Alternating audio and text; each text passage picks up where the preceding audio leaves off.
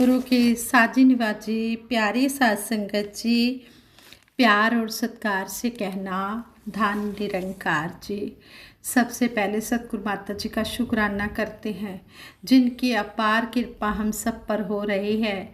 सतगुरु माता जी के आशीर्वाद से दासी आप जी के चरणों में ये विचार रखने जा रही है। साध संगत जी कहते हैं कि जिसके मन में प्रभु परमात्मा को पाने की सच्ची लगन होती है वही सही मायनों में ज्ञानी भगत होता है, जिज्ञासु होता है, जो निष्काम निरक्षित भाव से सतगुरु के चरणों से जुड़ जाता है। इसी तरह दासी आप जी के चरणों में एक स्टोरी शेयर करने जा रही है। ये एक दुनियावी स्टोरी है और इससे हमें यही सीखने को मिला है कि जब मन में सच्ची लगन होती है किसी भी काम को करने की तो वह उस काम को पूर्ण कर लेता है। कहते हैं कि एक क्रिस्टोफर नाम के व्यक्ति के मन में यह विचार आया कि ऐसा विमान बनाया जाए जो अनंत आकाश में उड़ सके और समय पड़ने पर वह पानी में तैर भी सके। उसने अपने मन की बात अपने फ्रेंड्स से कही तो उसके फ्रेंड्स ने कहा, आपकी कल्पना तो बहुत अच्छी है किंतु इस कल्पना को साकार रूप देना बहुत ही कठिन है। तो क्रिस्टोफर ने बड़े ही आत्मविश्वास के साथ कहा, जब मैंने कल्पना की है तो इसको मैं अवश्य ही साकार रूप दूंगा। क्रिस्टोफर ने अपनी कल्पना मंत्रालय के अधिकारियों को भेजी पर उन्होंने उस काम में कोई इंटरेस्ट नहीं दिखाया। लगन के पक्के धुन के पक्के क्रिस्टोफर ने अपनी कल्पना के अनुरूप विमान का छोटा सा मॉडल तैयार किया और उससे संबंधित मंत्रालय के अधिकारियों के पास पहुंचा। अधिकारियों ने कहा, हमारे पास समय नहीं है। क्रिस्टोफर ने कहा, मुझे अधिक समय की ज़रूरत नहीं है, केवल मुझे 5 मिनट का समय दीजिए। अधिकारियों ने 5 मिनट का समय क्रिस्टोफर को दिया और क्रिस्टोफर वह मॉडल दिखाने लगे जो उन्होंने तैयार किया था। और जो अधिकारी थे वो क्रिस्टोफर का वह मॉडल देखने के लिए तैयार हो गए। क्रिस्टोफर ने जब अपना मॉडल निकाला कुछ ही पलों तक तो वह पानी पर तैरता रहा और उसके बाद वह अनंत आकाश में उड़ान भरने लगा। जो अधिकारीगण थे वह बड़े ही हैरान हो गए। इस तरह का मॉडल देखकर उनको अपनी भूल का ज्ञान हुआ कि जिसे हम मूर्ख समझ रहे थे वह तो प्रतिभा का धनी निकला। अधिकारियों ने क्रिस्टोफर को हार्दिक बधाई दी और प्रोटोटाइप निर्माण करने की अनुमति भी दी। क्रिस्टोफर ने निर्माण किया और पूर्ण सफलता प्राप्त की। जो धुन के लगन के सच्चे व्यक्ति होते हैं वे अवश्य ही सफलता को प्राप्त करते हैं। तो इस स्टोरी से हमें यही सीखने को मिला है, जिसके मन में इस प्रभु परमात्मा को पाने की जिज्ञासा होती है वह इस परमपिता परमात्मा को पा लेता है। फिर वह जब परमपिता परमात्मा को पा लेता है तो वह अपनी मंजिल तक पहुंच जाता है। इस तरह कहते हैं कि प्रभु ने 84 लाख योनियों में सबसे श्रेष्ठ मानव योनि की रचना की है। मानव जीवन का परम लक्ष्य मुक्ति प्राप्ति करना है। ब्रह्म का ज्ञान प्रदान करने वाली विभूति को हम सतगुरु के नाम से जानते हैं। जो व्यक्ति इस निराकार का दर्शन कण कण में करके इसके सिमरन में सत्य के साथ जुड़ जाता है, सत्य के साथ जुड़कर प्राणी मात्र की सेवा में तल्लीन रहता है, सही मायनों में वही निरंकारी है। निसंदेह ब्रह्म ज्ञान एक अलौकिक ज्ञान है। इस सत्य के दर्शन के बाद कुछ देखना शेष नहीं रहता, इसके जानने के बाद कुछ जानना भी शेष नहीं रहता। संतों ने इसे प्रत्यक्ष फल देने वाला कल्प वृक्ष कहा है। ब्रह्म ज्ञान के अलावा मोक्ष की प्राप्ति का कोई और अन्य मार्ग नहीं है। ब्रह्म ज्ञान प्रदान करने वाला सतगुरु साक्षात पार ब्रह्म परमेश्वर है। इसकी बराबरी कोई नहीं कर सकता। ब्रह्म ज्ञान प्राप्त करने के बाद हमारा दैवीय गुण धैर्य हमारा हमसफर बन जाता है। ईश्वर की इच्छा को सर्वोपरि मानने वाले के जीवन में सबर संतोष आ जाता है। सेवा कर्म कमाकर हम यशस्वी बनते चले जाते हैं। चरणों में नमस्कार करने से अहंकार से छुटकारा मिलते ही हम भक्ति के रास्ते के पथिक बन जाते हैं, राही बन जाते हैं और कहते हैं कि भौतिक संपदाओं से भी हमारा ध्यान हट जाता है। दुनियावी धन दौलत की तरफ से भी ध्यान धीरे धीरे कम होता जाता है। इस लोभ के छूटते ही हम धनी नाम के धनी हो जाते हैं और धर्म का वास्तविक स्वरूप उदारता हमारे जीवन का अंग बन जाता है। पावन गुरबाणी भी इस सत्य को उजागर करती है। ब्रह्म ज्ञानी का सकल आकार, ब्रह्म ज्ञानी आप निरंकार। ब्रह्म ज्ञानी को खोजे महेश्वर, नानक ब्रह्म ज्ञानी आप परमेश्वर। ये जीव ईश्वर का अंश है। समय के पूर्ण सतगुरु से ज्ञान मिलने के बाद जीवन मरण से मुक्ति मिल जाती है। फिर भी जिज्ञासा होती है कि ज्ञान प्राप्त करने के बाद भी ये जीव पुनर्जन्म में क्यों बंधता है। समाधान ये है, जैसे कोई मानव सत्संग में आता है और सत्संग समाप्त होने के बाद वहाँ से चला जाता है। अगर चलते समय उसका मोबाइल वहाँ छूट जाए तो उसको लेने के लिए उसे फिर सत्संग घर में आना पड़ता है। ऐसे ही ब्रह्म ज्ञान प्राप्त करने के बाद 5 प्रणों सेवा सिमरन सत्संग में पूरा समर्पण ना होने के कारण परिवार, पद, प्रतिष्ठा, जमीन, धन आदि से लगाव बना रहने पर जीव को मरने के बाद फिर लौट कर आना पड़ता है। वह पुनर्जन्म का कारण बनता है। योगी राज श्री कृष्ण जी कहते हैं, मेरे को प्राप्त होने पर जीव को पुनर्जन्म से मुक्ति मिल जाती है, क्योंकि जीव मेरा ही अंश है और परम धाम ही इसका वास्तविक घर है। जैसे रेलगाड़ी में जहाँ तक का टिकट है वहाँ पहुँचने पर यात्री को उतरना ही पड़ता है, लेकिन जो मेरे को प्राप्त हो, जो रेलगाड़ी में बैठा ही नहीं है, उसे उतरने का प्रश्न ही पैदा नहीं होता। इसलिए साधक को संसारिक भोगों की जरा भी इच्छा नहीं करनी चाहिए। सतगुरु माता सुदीक्षा जी महाराज की सिखलाई हमें सत्संग की ओर लगातार अलर्ट करती है कि सत्संग के अमृत वचन जो हमें सुनने को सत्संग में मिलते हैं, उनके द्वारा ही हम जीवन में उन्नति कर सकते हैं, आध्यात्मिक उन्नति कर सकते हैं। प्यार नम्रता से युक्त होकर हमें सत्संग करना बहुत ज़रूरी है। एक बार ब्रह्म ज्ञान लेने का मतलब यह नहीं है कि अब हमारी मुक्ति निश्चित है। अंतिम श्वास तक ब्रह्म ज्ञान पर टिकने से ही मुक्ति संभव है, और वो टिकना तभी संभव है जब हम नियमित रूप से सत्संग करें। संगत जी, ये सारी बातें हमें सत्संग में ही सुनने को मिलती हैं कि जब तक हम सत्संग नहीं करते तब तक हम सेवा सिमरन भी नहीं कर पाते हैं। चाहे भले ही हमें सतगुरु ने समझाया है कि हमने हर पल सिमरन करना है, लेकिन घर बैठे हमारा ध्यान कभी कहीं चला जाता है, कभी कहीं। लेकिन जब हम सत्संग में बैठते हैं, एक मन एक चित होकर हम सत्संग सुनते हैं, तो उस समय कुछ महापुरुष ऐसे होते हैं कि सिमरन भी करवाते हैं, सिमरन के द्वारा आशीर्वाद भी लेते हैं, तो हमारा वहाँ पर सिमरन भी हो जाता है। संतों के दर्शन करना भी सेवा है। सत्संग को अनुशासन में बैठकर सुनना भी, मर्यादा में अनुशासन में सुनना भी सेवा है। संतों के दर्शन करना भी सेवा है। और अगर हम सेवादारों की बात मान रहे हैं, वो भी सेवा है। तो कहने का भाव यही है कि जब तक सत्संग से जुड़ाव नहीं होता तब तक सेवा और सिमरन भी नहीं हो सकता। इस तरह हमें एक बार निरंकारी राजमाता जी भी समझा रहे थे। सालों साल पहले की बात है। सतगुरु बाबा हरदेव सिंह जी महाराज और परम ममतामयी निरंकारी राजमाता जी और परम पूज्य माता सुविंदर जी दक्षिण भारत की कल्याण यात्रा पर थे।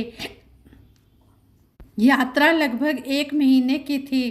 इसी समय ये सब हैदराबाद से बेलगाम आ रहे थे। सफ़र काफ़ी लंबा था, लगभग 6-7 घंटे तक गाड़ियों में लंबे सफ़र के कारण राजमाता जी की तबीयत काफ़ी ख़राब हो गई। हॉस्पिटल में एडमिट कराया गया। जब बाबा जी राजमाता जी के पास खड़े डॉक्टर से बात कर रहे थे, तब डॉक्टर ने बताया कि अब माता जी को कम से कम 1 सप्ताह तक हॉस्पिटल में ही रहना होगा, सफ़र तो बिल्कुल भी नहीं कर सकते। इतनी बात कहकर डॉक्टर चले गए। बाबा जी अभी राजमाता जी के पास ही खड़े थे। राजमाता जी ने बाबा जी से अरदास करते हुए कहा, बाबा जी, मैं तो आपके साथ समागमों पर आई थी और कहाँ मैं यहाँ इस हालत में। बाबा जी राजमाता जी की को गंभीरता से देखते हुए धीरे से बोले, डॉक्टर साहब को बुलाओ। डॉक्टर को मिलकर बाबा जी ने कहा, डॉक्टर साहब, आपने जो दवाइयाँ इंजेक्शन वगैरह देना है, जो कुछ भी करना है, कल सुबह तक कर लो। कल माता जी ने समागम पर जाना है। डॉक्टर बाबा जी का चेहरा देखता रह गया। उसके जुबान कुछ ना कह पाई। बाबा जी की रूहानी ताकत के सामने डॉक्टर चुप हो गया। बाबा जी जब अगली सुबह राजमाता जी के पास गए तो नज़ारा देखने लायक था। राजमाता जी ने पूरी तरह से तैयार होकर मुस्कुराते हुए बाबा जी का स्वागत किया। दूसरी तरफ डॉक्टर कहने लगा, बाबा जी, मैं समझ नहीं सका कि ये सब रातों रात कैसे हो गया। बाबा जी ने मीठी सी मुस्कान दी और कहा, डॉक्टर साहब, आप भी समागम पर दर्शन देना।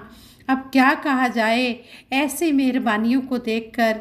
राजमाता जी की भक्ति के अंतिम छोर के बारे में सोचने पर हम पाते हैं कि ना तो हमारी सोच वहाँ तक पहुँच सकती है और ना ही अकल।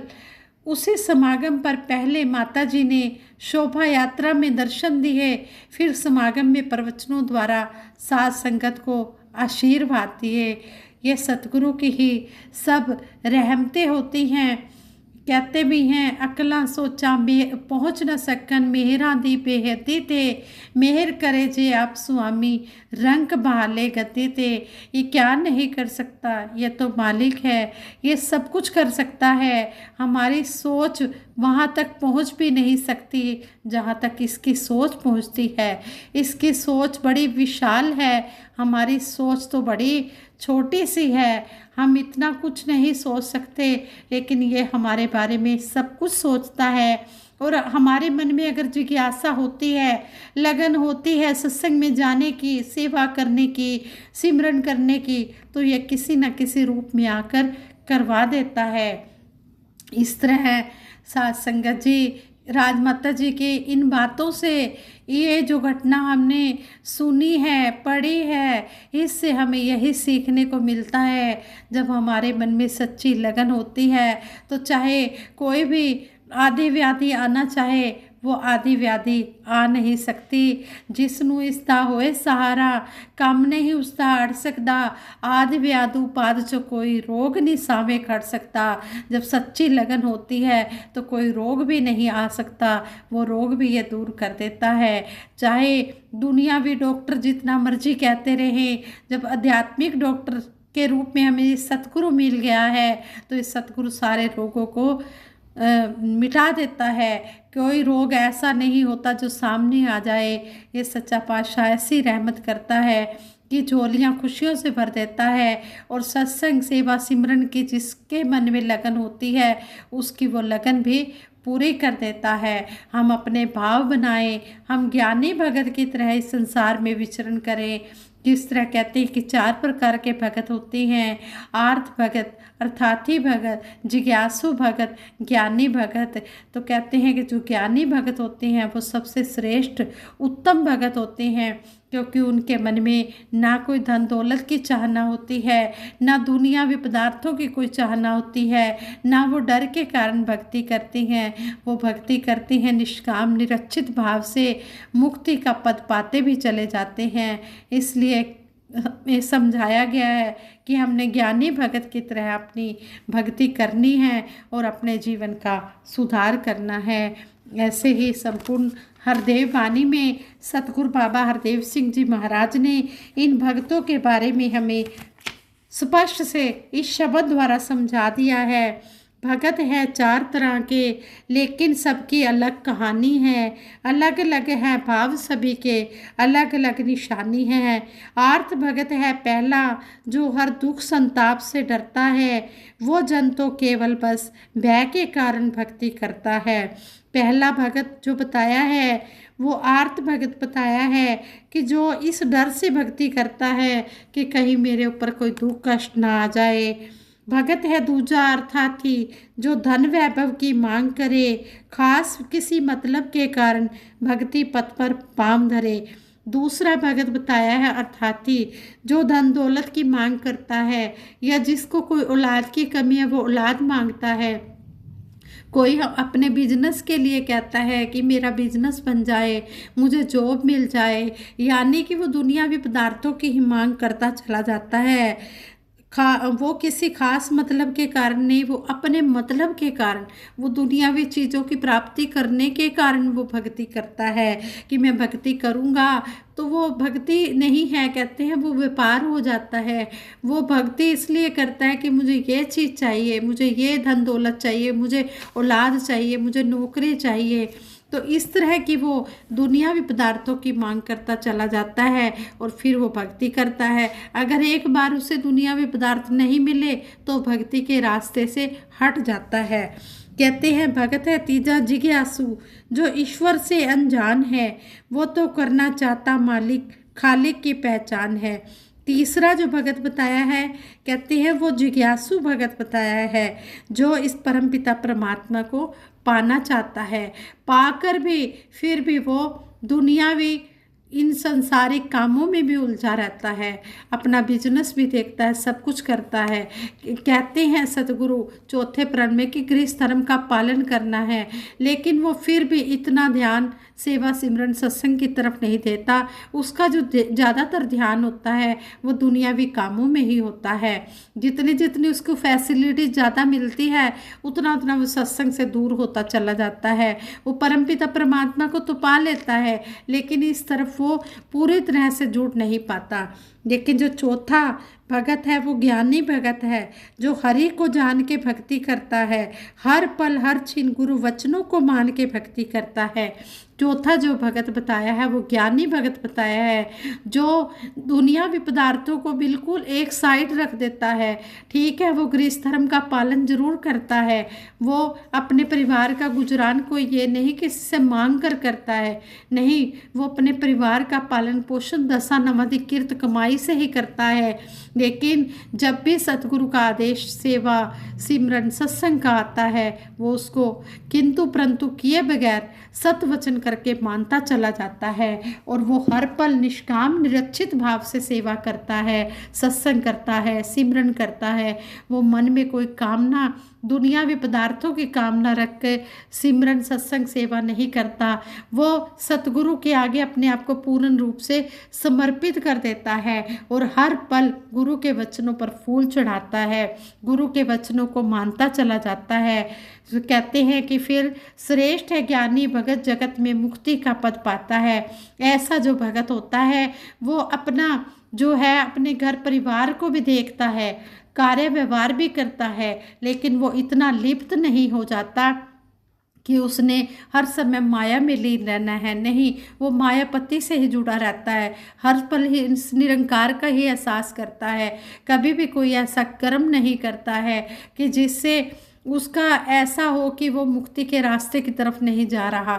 नहीं, वो हर पल अच्छे कर्म ही करता है, अच्छी सोच ही रखता है। वो अपने परिवार का गुजारा करने के लिए जो भी बिजनेस जो भी सतगुरु ने उसको बख्शा होता है वो उसको भी नियमित रूप से करता है और सेवा सिमरन सत्संग के लिए भी अपना समय निकालता है। वो भक्ति में और संसारिक कामों में बैलेंस बना के रखता है और दुनियावी पदार्थों की कभी भी मांग नहीं करता।